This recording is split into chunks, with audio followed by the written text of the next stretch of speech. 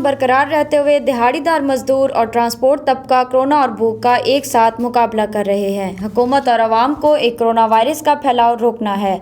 दूसरे मसला बेरोज़गारी है। गरीबों की मदद के लिए हुकूमत ने एहसास प्रोग्राम शुरू किया, लेकिन मुस्तहिक अफराद को इमदाद नहीं मिल रही, जो कि लम्हा फ़िक्रिया है। अवाम की बड़ी तादाद कोरोना वायरस के सबब खौफ, चिड़चिड़ेपन, असाबी तनाव जैसी बीमारियों की लपेट में है। हुक्मरानों को चाहिए कि वो बिला इम्तियाज़ और शफाफ तरीके से मजदूर तबका को फौरी तौर पर इमदादी पैकेज दे। इस हवाले से ट्रांसपोर्ट से वाबस्ता मजदूर तबका ने अलमंजूर न्यूज़ को बताया। भैया जदा दी लॉकडाउन थी 2 महीने थे कि असां बेरोजगार बैठे हैं, ना सब कशे मिली गई है, ना कशे सारी ट्रांसपोर्ट खोली वने।